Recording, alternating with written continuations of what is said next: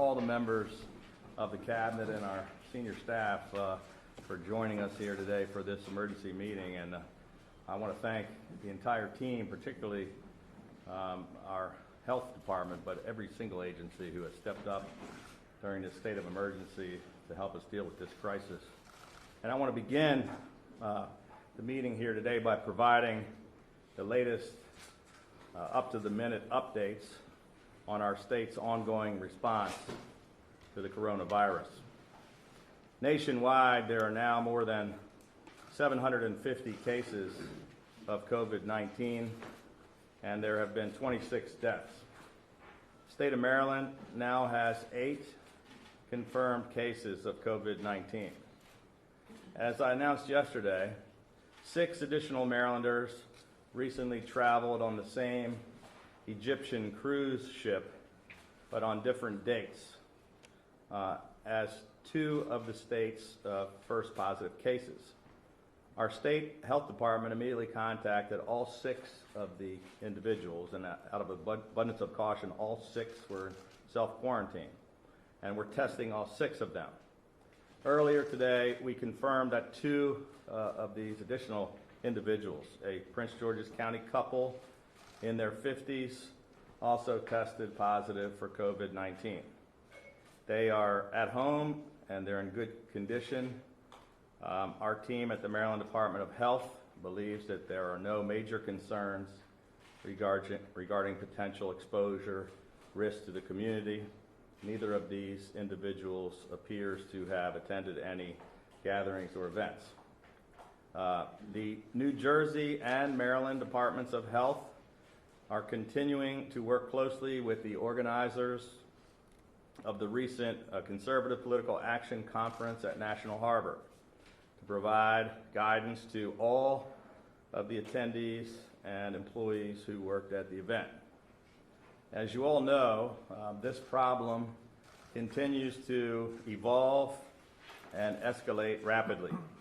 Information is changing not only on a daily, but on an hourly and almost minute-by-minute basis.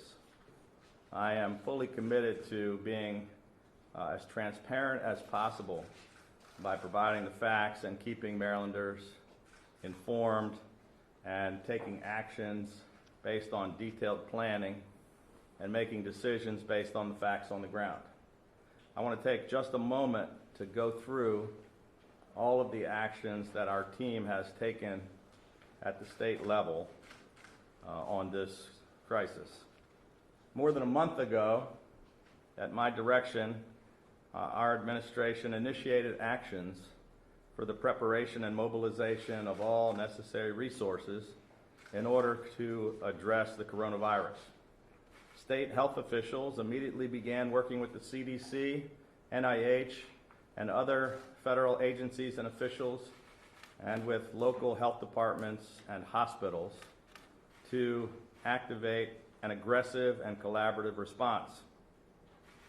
On February 27th, we held a press conference from the State Emergency Operations Center of the Maryland Emergency Management Agency to announce that the Maryland Department of Health had activated public health surveillance and clinical guidance protocols in every single jurisdiction in the state. We began holding daily briefings between state health officials, the CDC, and federal authorities, and working with local hospitals to develop comprehensive hospital surge plans. Last Monday, as chairman of the National Governors Association, I joined Vice President Pence in the White House Situation Room for a teleconference with top-ranking federal officials and nearly all of my fellow governors regarding a coordinated federal-state response to COVID-19. Tuesday, we received approval for the Maryland State Public Health Laboratory to be able to do our own testing for the coronavirus. On Wednesday, at my direction, the Maryland Emergency Management Agency raised its activation level in order to mobilize additional resources, and we submitted emergency legislation to allow the transfer of up to $50 million from the Rainy Day Fund for costs associated with the state's coronavirus response. On Thursday, our administration submitted a supplemental budget which included $10 million for emergency coronavirus preparedness funding.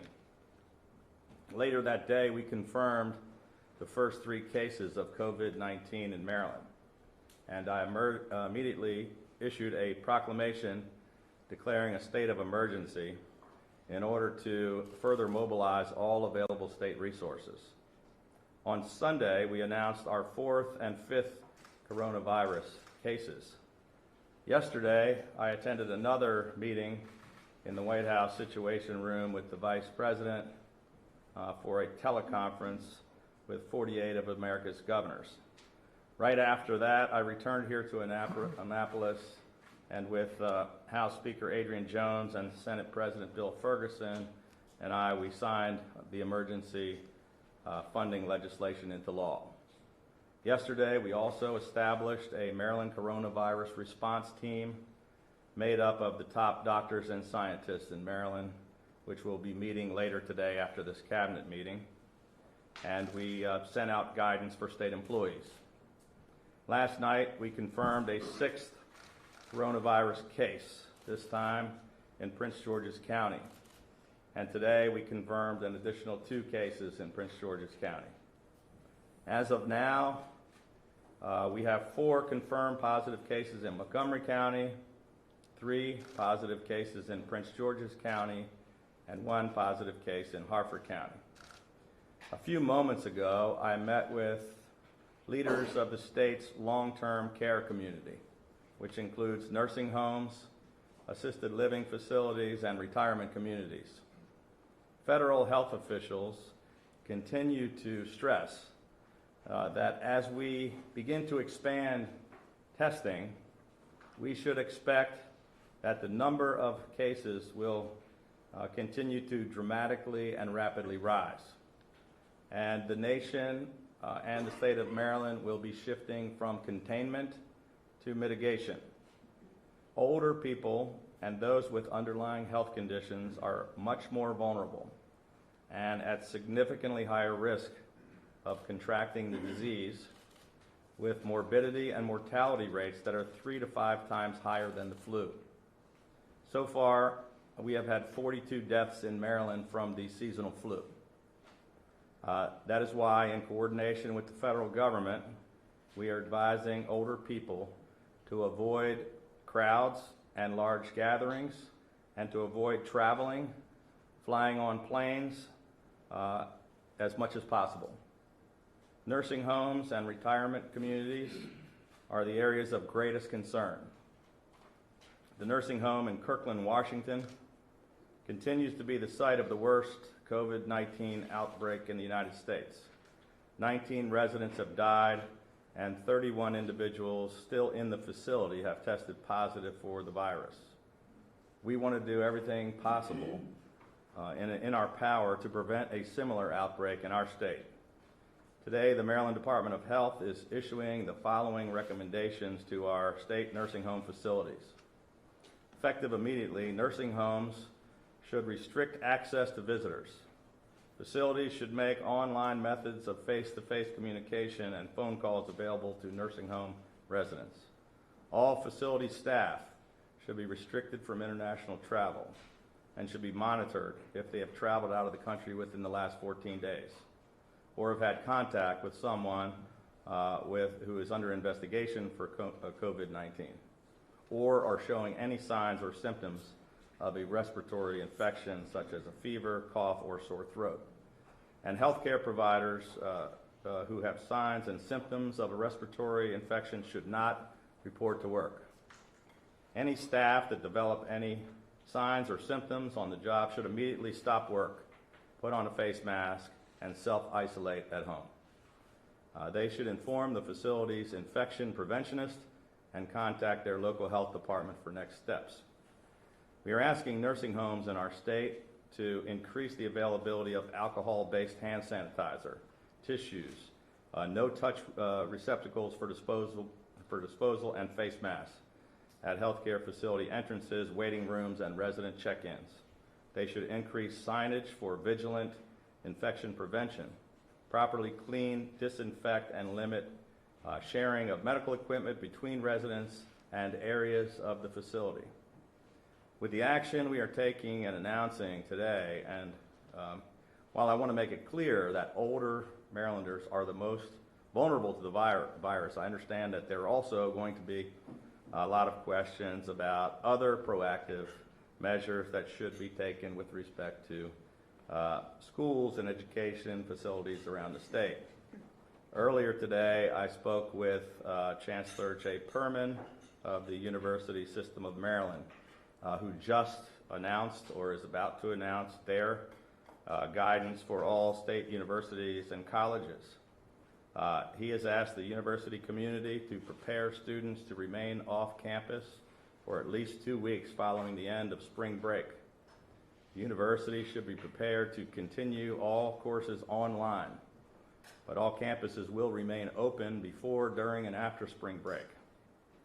I want to continue to remind everyone that this truly is an all-hands-on-deck operation, and it is going to get worse before it gets better. I want to continue to encourage Marylanders to stay informed by visiting coronavirus.gov.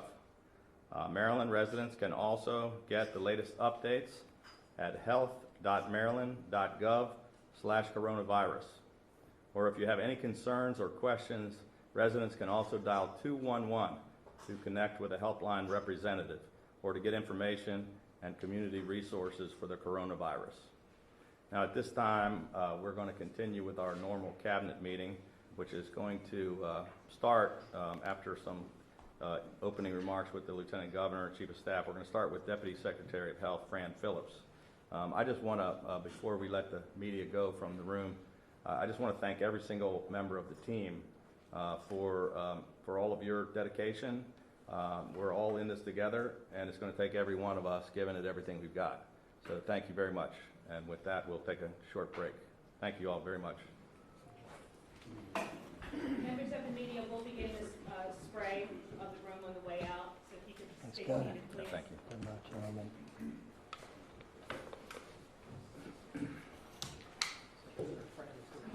Yeah.